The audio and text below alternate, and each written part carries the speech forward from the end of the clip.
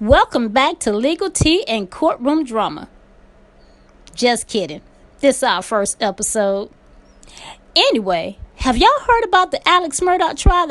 You haven't? Well, child, where you been? Well, don't you worry, because Lady Justice, that's me, got you covered. Now, this is a little legal tale full of twists and turns and bends and splits and a whole host of other adjectives that I just can't think of right now. But what I will tell you, honey, is that it's all true, or at least alleged to be true, according to public outlets and courtroom documents. But it actually sounds like it came from the minds of Jordan Peele and John Gresham, at least if you ask me. I mean, you're just not going to believe half the stuff I'm going to tell you, but I'm going to tell you anyway. Now, listen. Before we get started, you probably want to go get something to snack on or sip on, because, honey, this is going to have you caught up. Now, go on now. Go get your snacks. I'll sit here and wait for you.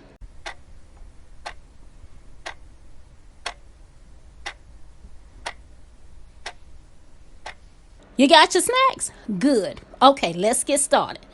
Now, the defendant in this case is Richard Alexander Murdaugh. Ooh, and that name sounds good. Ooh, sounds sexy and powerful, doesn't it? Richard Alexander Murdaugh. Oh, very nice name. Anyway, Mr. Murdaugh is referred to as Alex in the news. Now, Alex, he hails from a long line of wealthy, powerful, influential white male attorneys from the great state of South Carolina, and more specifically, Hampton and Collier County and around Low Country, South Carolina. You know, around the coastal region where little islands and water is. Yes, that's where he's from. And the Murdaugh legal dynasty stretches back nearly 4 generations, from as early as the 1920s to the present. Now, since their reign, a member of the Murdaugh family has been a solicitor of the 14th Judicial Circuit from 1920 into 2006. That is a long time. And they were also a founding member of the Peter, Murdaugh, Parker, Ellsworth, and Detrick law firm. This is a well-known law firm that handles all kinds of cases around the Southeast region. Now, hope y'all listening. Word on the streets, or at least in public arenas and interviews from people that live in the area, they say that the Murdaugh family controls and runs the state. Now, what that means is that the Murdaugh name is probably well known in the area, but you know, for most of us, we probably don't know who they are. Well, that all changed on June 7, 2021, when they hit the national spotlight. And that was because it was a report that Margaret, or Maggie, who was his wife, and his youngest son, Paul, a.k.a. Timmy, and honey, we're going to talk about Timmy a little bit, they were found dead outside of the family's 1,700-acre estate near the dog kennel. Both of them had been shot, honey. Specifically, Paul was shot in the head one time, then his arm and his chest. And poor little Maggie, she was supposedly killed execution style with a semi-automatic with 2 shots to her head while she was laying face down on the ground. This is horrible. Now, of course, the world expressed a great deal of concern, which is normal, right? But as a member of the legal community, even though you don't know these people, you do feel a little bit more personal because you're part of that community. Anyway, like most things after HOOPLA has died down, there is no more discussion. People kind of forget about it, right? Well, that wasn't until a murder for hire scheme didn't go as planned. Yes, that is correct. Now, see, on September 4th, 2021, Mr. Alex, he hired Curtis' cousin, Eddie Smith, to shoot him in the head, child. And guess why? So his son could collect $10 million from an insurance policy. Honey, I don't know what that's about. Maybe you got to have a certain amount of money to understand that, because that just don't sound reasonable to me. But anyways, In an interview with the NBC News today, Richard Hoplington, and I might have screwed that name up, so I apologize. But anyway, Mr. Hoplington is Alex's attorney. Now, he claimed that his client was in a very dark and depressed state because he had just lost his father of cancer recently. And he was still depressed because of the unresolved death of his wife and his son. Now, that's to be expected. And he also go on to say that because of this, he started using opiates to cope with their death. Okay? Now, his attorney also stated that Murdaugh wanted to take his own life, but he somehow incorrectly believed that the insurance policy contained a suicide exclusion clause that would make it impossible for the beneficiary to recover if he were to commit suicide. But what if... No. Maybe. Now, according to his attorney, the suicide exclusion clause was only good for 2 years. Which, the way I see it, is that if Murdaugh were to have killed himself, then his son still would have recovered. But I got a question. Ain't Murdaugh a lawyer? And doesn't he handle big-time cases throughout the Southeast? And why is it he would not know this information? That is just puzzling to me. But anyways, what y'all think about it? Now, anyway, who is Cousin Eddie? Now, there's a lot of different reports about who this person could be. Some people say he could be a friend. Some people say a former client.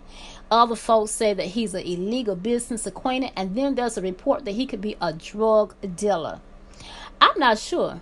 But what is consistent is that Cousin Eddie ain't a blood cousin. Well, Alex's attorney said that Alex cooked up this plan for Cousin Eddie to shoot him in the head. But get this, y'all. Alex survived. Yes, that's right. He survived being shot in the head. So what happened was, Alex supposedly was driving down the road, minding his own merry business, when he supposedly had a flat tire. Then he stopped his car, got out of the car to change the tire, when some unknown fella just happened to be driving by, and then decided, let me drive back, got at the car, and then put the gun and shot it. Pointed the gun at Alex and shot him in the head. Now, again, according to Alex's attorney, Murdaugh did pass out and then had temporary blindness, but the shooting only caused superficial wounds. Now, there's also a report that he was airlifted to the hospital and he received treatment. And after that, he was placed in rehab because of a drug addiction. I bet you Mr. Alex was not expecting to survive being shot in the head. And honey, can you imagine what it must be like to have survived being shot in the head? And then to know that you are the one that's responsible for this mess and got to face charges?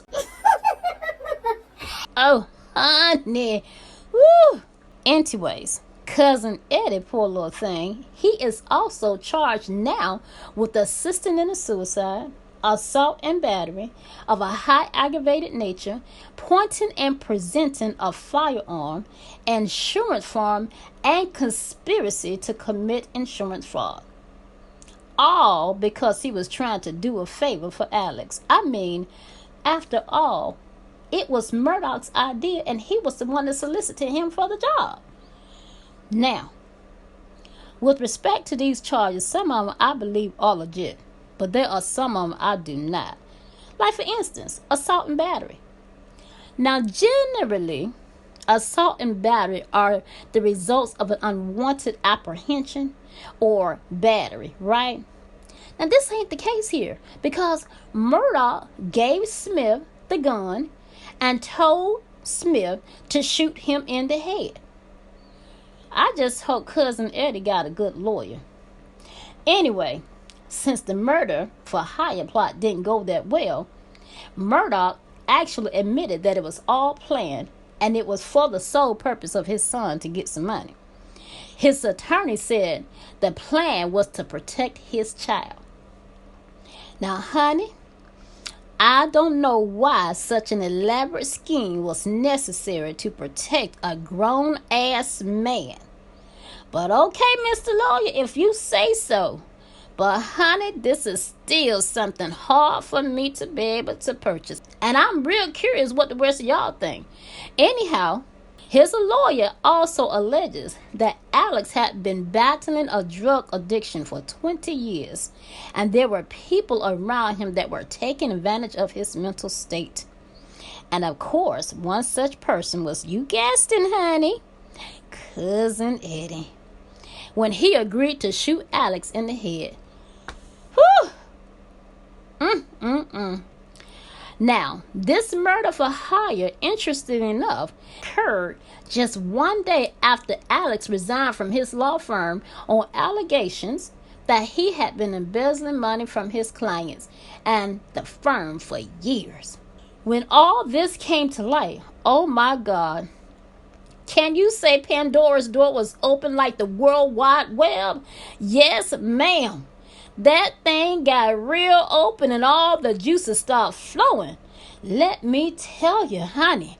So, on February 24th, 2019, there was a fatal boat accident.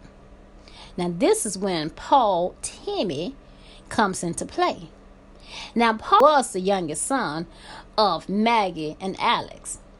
And on February 24th, 2019, Paul, a.k.a. Timmy, was driving a boat while he was under the influence. And at the time, he was underage. Now, at that time, it was 6 people on board the boat when Paul crashed the boat into the Archers Creek Bridge near Paris Island. All of the boaters were ejected and were accounted for, except one, and that was Mallory Beach, who happened to be 19 at the time. Now, unfortunately, 7 days later, her body was found about 5 miles from the boat crash site. And as a result, Renee Beach, who is Mallory's mother, filed at least 2 wrongful death lawsuits. But there's rumors that more lawsuits have been filed or are going to be filed in the future. Now, I wasn't able to confirm this, but I'm going to keep looking. Now, the first lawsuit was filed on March 20th, 2019, and it named 4 defendants. Gregory Parker, Inc., a.k.a. Parker's Corporation, doing business as Parker. Then it also named Luther's Rare and Whale, Dunn, LLC, and Christy C. Woods. Now, honey, I'm going to tell you about Miss Woods. And then James M. Wood. Now, Parker's is a convenience store that sells alcohol. They located in Richland, South Carolina. And Luther's is a bar and restaurant in Beaufort, South Carolina, and they also sell alcohol. Christy Woods, honey, is a principal at Burnson's Elementary School. Honey, this woman is responsible for children, but she's named as a defendant. And it's believed that her husband, James M. Wood, is also part of this scheme as well. Now, the lawsuit alleges that on February 23rd, 2019, Parker sold alcohol to minors who shared it with other minors. And that Miss Woods, who is the principal, she also hosted a party where minors were allowed to be served alcohol, or they were being served alcohol. Then they were permitted to leave her home intoxicated on a boat. And then there were 2 other folks that were left behind, and those 2 people, who were also minors, were allowed to go to Luther's to go and eat and also have alcohol. And that happened during the late hours of February 23rd through the 24th. Now, the suit also alleges that all of these events led to the boat crash accident, resulting in Mallory's death. Now, my first question is, don't these children have a curfew? I mean, honestly, I know it is on the weekend when this happened, and some parents extend the curfew, but I don't understand why they're out that late. Anyway, And I also guess that driving a boat and you're underage is probably tantamount to driving a car if you have access to it. Now, on a personal note, I used to have a boat, and honey, I miss my little boat. But one thing I would tell you, ain't no youngin' of mine or nobody else's youngin' is going to be steering my boat without me or some other adult on board. I'm just saying, that's just my motto. Anyway, word on the street is that, at least based on interviews from people that know the Murdaugh family, the Murdaughs were very loose when it came to discipline their children and permitted them to drink alcohol even though they were underage. Now, I got a little thing to say about this. Now, these are people that they know and I suspect supposed to be friends, and now you're going to be calling them out like that. Honey, what kind of friends are those? I will keep my mouth shut. Anyway, on March 29th, Miss Beach, that's Renee, Mallory's mother, she filed the first lawsuit, and that's in Hampton County Court of Common Pleas. And in that lawsuit, she named Richard Alexander Murdaugh. That's the one that's on trial. And then she also named Richard Alexander Murdaugh Jr., and I suspect that's the older son. And then Randolph Murdaugh III. I'm going to have to tell you, honey, they got some really good, strong names, don't they? I suspect Randolph is the grandfather. And then they also named individually and as trustees to the Murdaugh Residence Trust 2. Now, the Murdaugh Resident Trust 2 is a South Carolina trust that owns two properties collectively referred to in the lawsuit as the Island. And the suit does not name Paul because I suspect he was a minor. Now, the suit alleges that Richard Alexander Murdaugh Jr., who was over the age of 21, allowed his younger brother, who was under the age of 21, to use his driver's license to consume and purchase alcohol, and also to share that alcohol with other minors, and then also have alcohol on the boat, and who was also consuming it as well as on the island, which resulted again in the death of Mallory. Now, it should be noted that during the investigation of this fatal boat accident, it was reported that Paul and his family were not very cooperative with law enforcement and that he was never given a sobriety test. Now, even though it appeared that he did get some special treatment, he was subsequently charged with 1 count of boating under the influence causing death, and then 2 counts of boating under the influence causing great bodily injury. His case was stalled because of legal tactics, at least that's what everyone is saying, and because of the worldwide delays resulting in COVID-19 pandemic. He pled not guilty to the charges, which is to be expected, and was granted a $50,000 personal recognizant bond, and he was never jailed. Now, I am certain there were a lot of people that was mad as H-E-double hockey stick. 3 days prior to Maggie and Paul's murder, Paul's case was set to go to trial. And there's a lot of speculation that Alex killed his son and his wife because of his financial misdeeds, like insurance fraud, theft of clients' monies, and drug sales. And it was believed that all this was going to be revealed during the discovery process. In fact, it was rumored that the boating accident was the catalyst that placed the Murdaugh family's corrupt behavior under an international microscope. Now that brings us to Gloria Satterfield, the housekeeper. Didn't I tell you this was juicy? So, Murdaugh had a housekeeper by the name of Gloria Satterfield. She worked for Alex for nearly 2 decades until sometime in 2018, when she was fatally injured following what has been described as a slip and fall. Now, I have slipped and fall many a time, so I don't know what kind of fall she had, but honey, unless she was an elder woman with a bunch of injuries and stuff, this just seems suspicious to me right off the bat.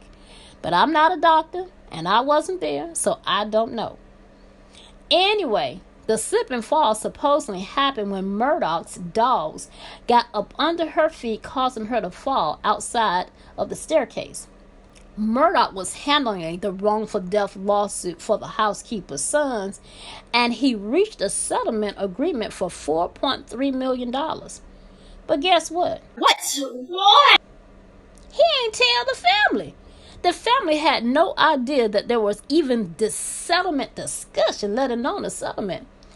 What he did instead was embezzle the money that was owed to her children, then open a bank account at Bank of America and use the money for his personal use, honey. It was not until the satisfied son read in the newspaper that a settlement had been reached did it ever come to anybody's attention. Now, of course, the Satterfields went and got lawyered up, which makes sense to me. And just recently, they, through their attorneys, and of course Alex through his attorneys, reached a settlement agreement. And Murdaugh admitting to stealing the money. And as a result, he was officially disbarred. Now, this twister still ain't over. Introducing Stephen Smith.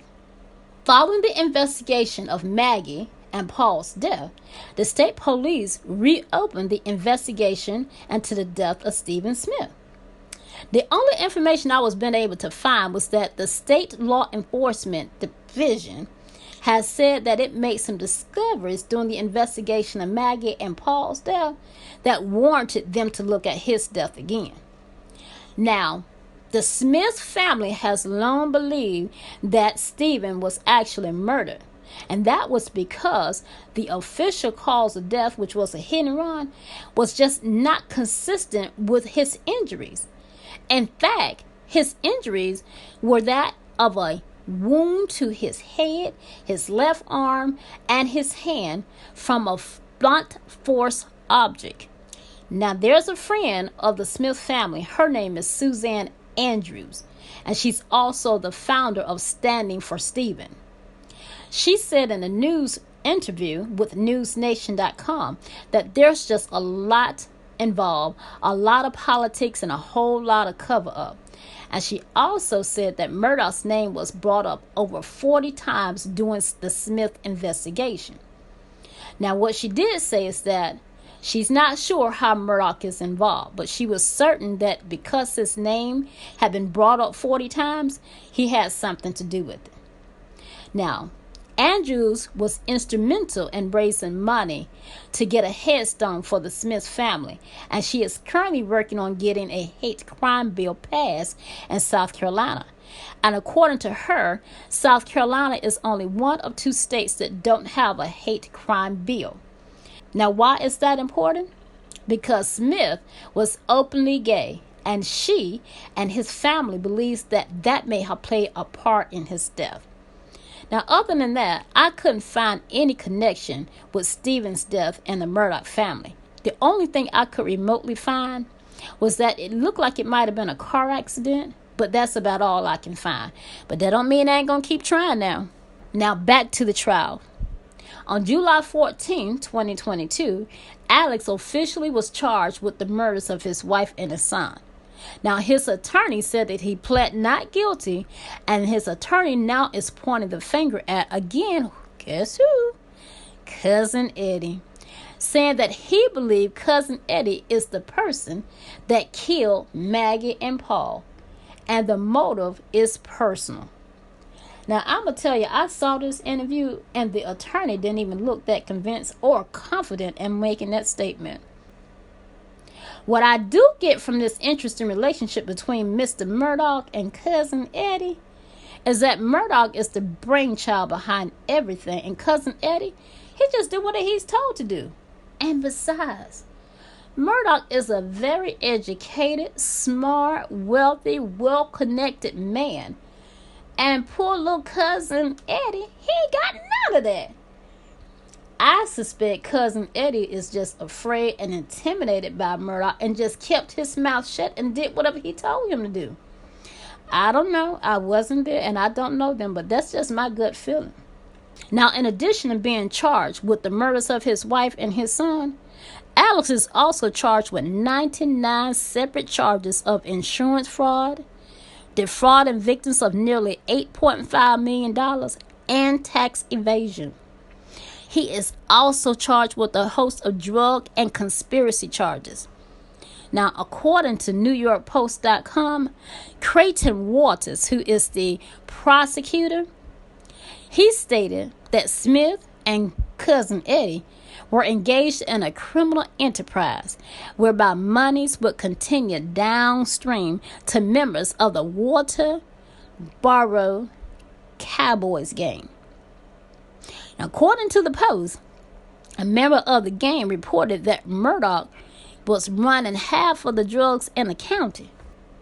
Honey, so you mean to tell me that in addition to being a lawyer who is now disbarred, you have faked your death by getting shot in the head, you stole folks' money, you also stole your housekeeper's money, you own drugs, you got drug charges, you got charges for conspiracy, money laundering, and a whole bunch of other stuff. Now you're going to add to that by being a drug kingpin?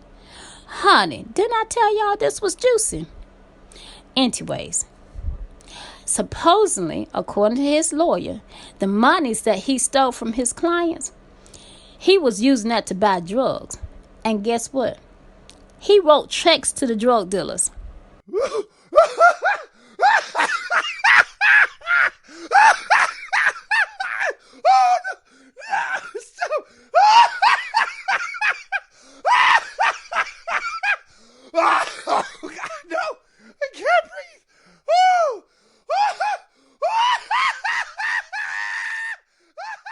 How many drug dealers do you know that's going to take a check for some drugs? I mean, what you going to put in the memo line? This $3,000 for 2 ounces of fentanyl? Really? Oh, come on, this just don't sound real to me. Trying to find a paper trail ain't going to be hard, is it? Now, with all this information, one could easily think that Mr. Murdaugh is going to the big house for a long time, right? Not so, because there's some missing evidence, y'all. There's a t-shirt that Murdaugh supposedly was wearing the day of the murders. Now, the prosecutors tested the shirt and claimed at least some of the blood showed a high-velocity impact spatter from one of both victims from a gunshot. Murdaugh's attorney, however, argued that any blood on the shirt was simply transferred when Murdaugh tried to check for signs of life. The initial report from the South Carolina State Law Enforcement, called SLED for short, found stains on the shirt that were inconsistent with blood spatter that would have come from a gunshot. Now, a second report done by Tom Bevel, who was a former police officer from Oklahoma, who now runs a forensic consulting company, he claims there was more than 100 stains that were consistent with blood splatter. Now get this, y'all. The state now lost the shirt. It's been destroyed.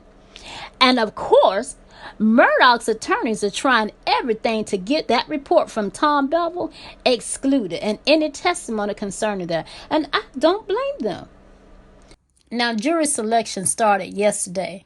And because Mr. Murdaugh and the Murdaugh family is such a popular name in the county, trying to find 12 people who don't know him or about his family or the case is going to prove to be a tough pickle. You betcha believe it. Now, we've come to the end. This is just a brief overview of this legal saga that has befallen the Murdaugh dynasty. And didn't I tell you it was unbelievably delicious? Honey, this case is so delicious that even Netflix is thinking about making a movie. I hope you really did enjoy this. Now, if you're listening to this on YouTube, I'm going to ask you guys to do me a favor. You guessed it, honey. That's right. I need you all to check that you like it. Go ahead and subscribe. And then go ahead and share with other people. Please leave me some comments. I want to know what y'all think about this stuff. And if there's something else y'all want me to do, Lady Justice is here. Talk to y'all later. See you next time.